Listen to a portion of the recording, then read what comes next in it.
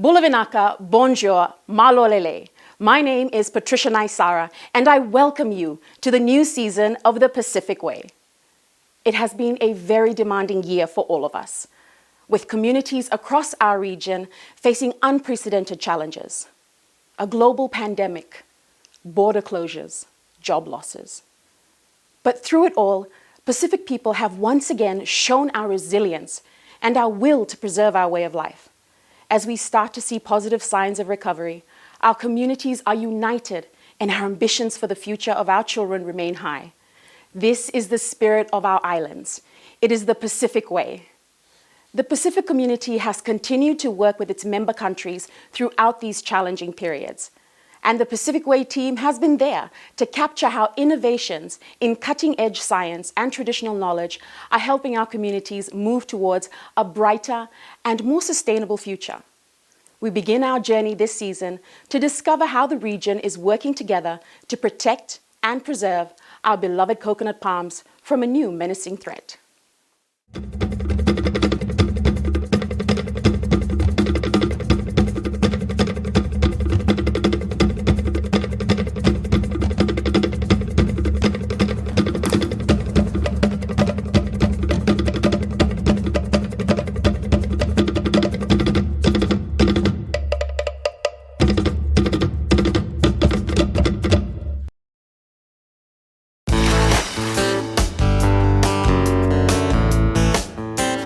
The humble coconut tree is entwined into the way of the life of all Pacific Islands people. For centuries, it has provided food, water, and shelter. And it holds a special place in our hearts. The coconut tree, when I was growing up, that was everything, you know.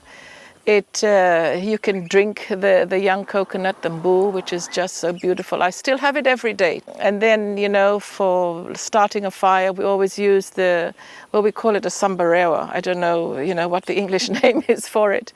And the leaves for, you know, making shelter and whatnot. So growing up, for us, the coconut tree was extremely, extremely important. In fact, it is the backbone for many Pacific Island economies, such as the Solomon Islands. The base is also coconut. Coconut to us in Solomon Islands, it's not only used as for trade, but it's a food security thing here as well. So it's really important, and it's one of our traditional crops, which has a lot of value for cultural reasons and even for food security and food safety. Over the years, coconut and palm products have diversified into a niche market, from furniture to exotic beauty products. Apart from commercial crops and oil production, it also provides opportunities for the informal sector. However, a new virus-tolerant variant of the notorious coconut rhinoceros beetle, or CRB, is wiping out coconut palms at an alarming rate. If we don't take this rhinoceros beetle seriously, we won't have coconuts. Not only coconuts, this rhinoceros beetle can destroy our oil palm industry in Papua New Guinea. And also a picture of Pacific is a coconut. If we're not careful, we won't have coconut trees, and you know, we won't be like the Pacific we are known to, with coconuts and coral reefs and, you know, sandy beaches. The new strain of the CRB, named the G strain as it was first detected in Guam, now poses an imminent threat to the region's beloved coconut palms.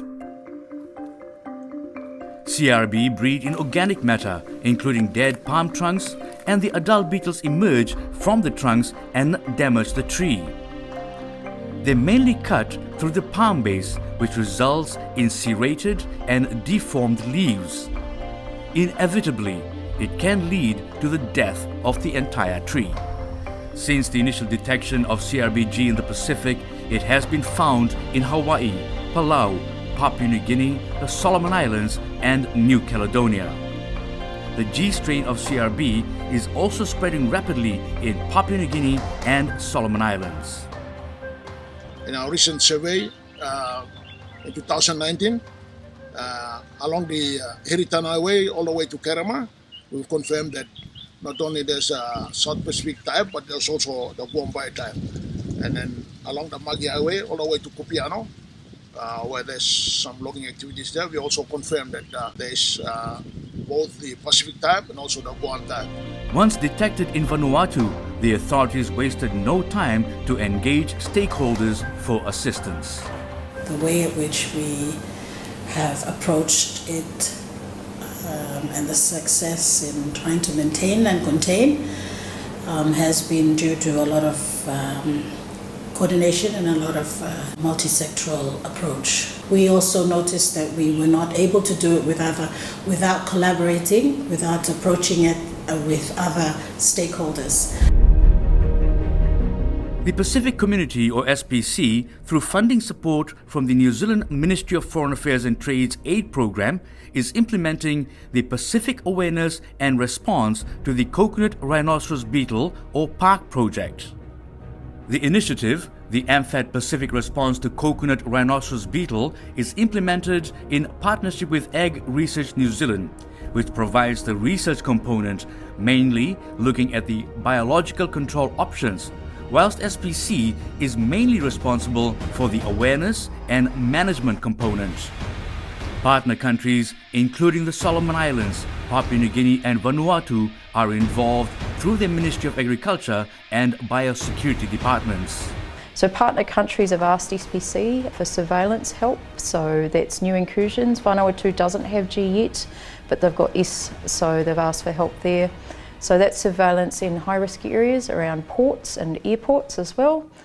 So just putting out pheromones and traps to lure them in if they're there and they're present. There's also been obviously the need to identify CRBG. So when you look at both beetles, both the S and the G, the two strains, you can't tell the difference. So unless we collect these beetles and we dissect them and send them away, we can't actually tell which one's which and which biocontrol we might use on them. So we're certainly helping out with that as well, sending samples through SPC or back to Ag Research in New Zealand.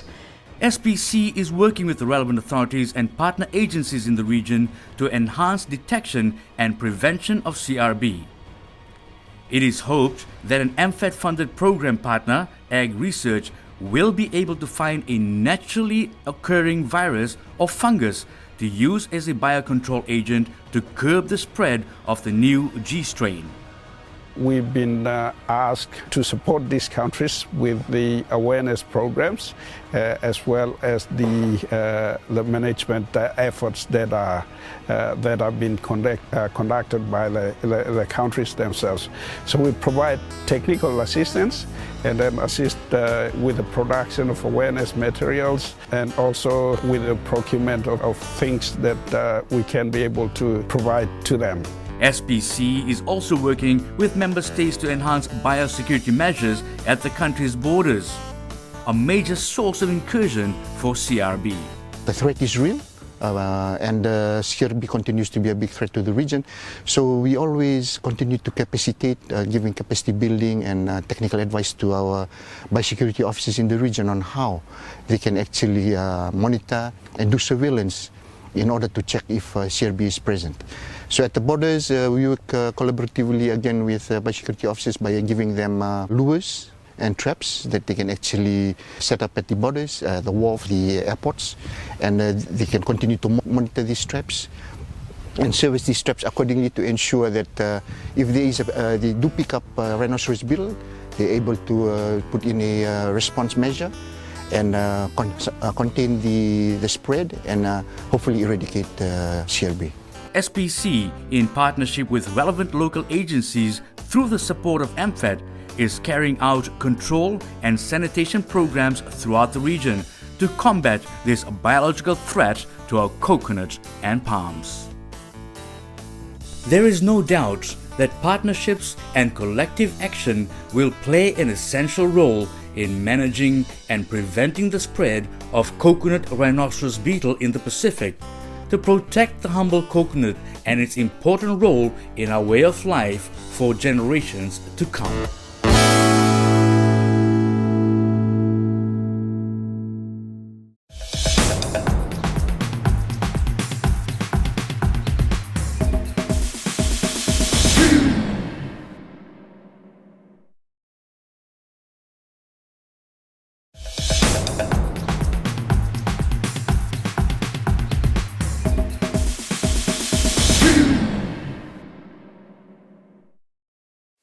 Welcome back. As we continue to face severe and adverse weather conditions throughout the Pacific, we look back at how the small island nation of Niue is now better prepared to respond and assist its citizens.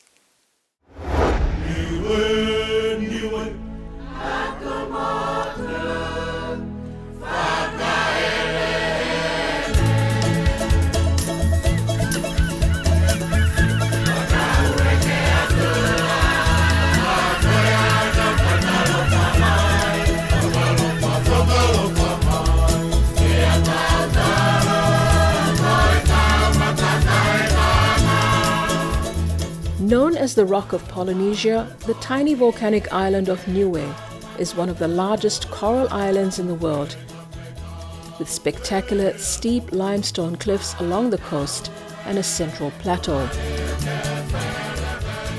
We're lucky where the cultural centre used to be. In January 2004, the worst cyclone in living memory hit Niue, flattening the capital and causing unprecedented damage to the island. Public works down there, the Niue Hotel, absolutely gutted. The island's only hospital was destroyed, and other buildings, including homes, were damaged. Power and phone lines cut, many roads closed, and crops badly damaged. I was working at the time with my father, who was the former director of Niue Meteorological Service, and the two of us went through a very horrific experience at the time. The wind was howling. There was the extension at the back of the main office. There was going to be a new building there, but then the roof blew off. But the winds were out of control, and there was no way that we could go out and evacuate from the building, because at that time we had reached red alert, and during red alert everything shuts down. But what was to come caught everyone off guard as 80-meter storm surges pounded the island. I think everyone was kind of complacent to it's just the normal strong winds coming in. We've been through this before.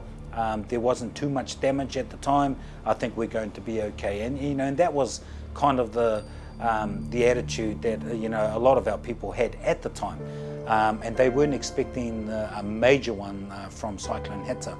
So if you look over the cliff edge of Niue at this moment, we're quite high. We could be about 50 meters from sea level. But unfortunately that day, the sea level was the same as land, and we had extra 2-meter swells on top. So, it was unexpected, and it caught out a lot of our people on the low side, coastal side of Niue.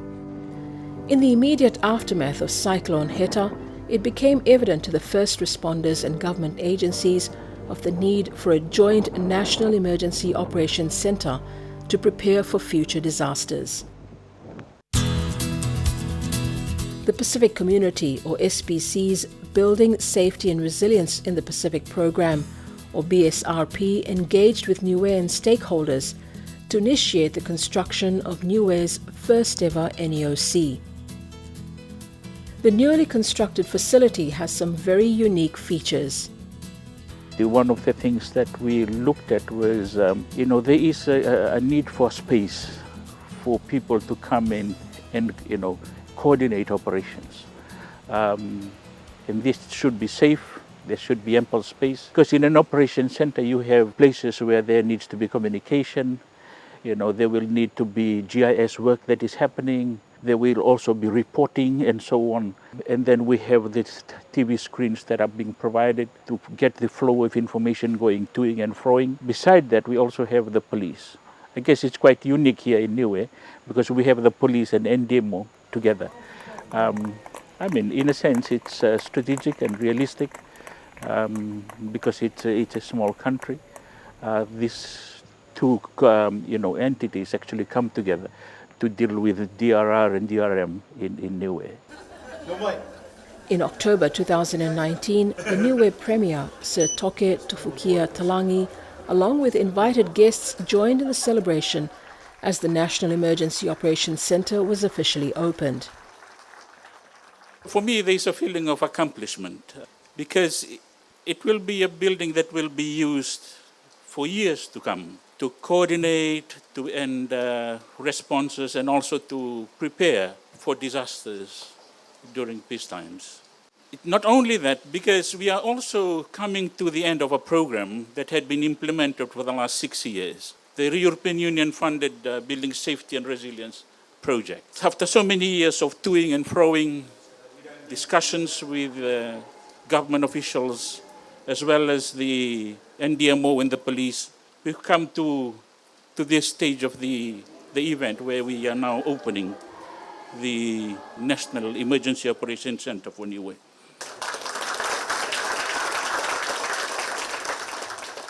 BSRP and the Niue NDMO also launched a disaster risk reduction and disaster management booklet and are conducting awareness trainings on the islands. We needed to do more awareness training, quite new for our people, but we had to get our staff out to go and do this awareness programs. So we merged with Met Service and all the essential services that has an important role to play during disasters. We involved them in it so that they could go out and share what their roles and responsibilities are so that people would know. For many Niueans, they can now breathe a sigh of relief.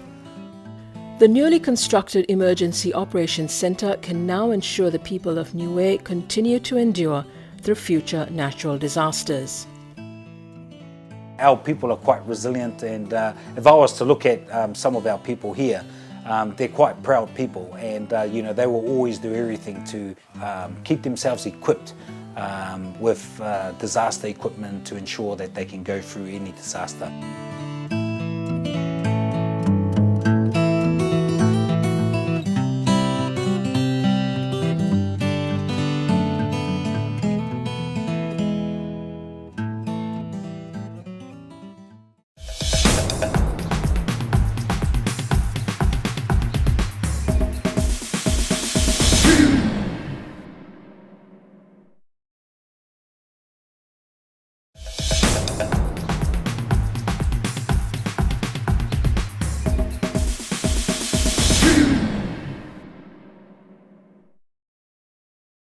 And that's the show for today.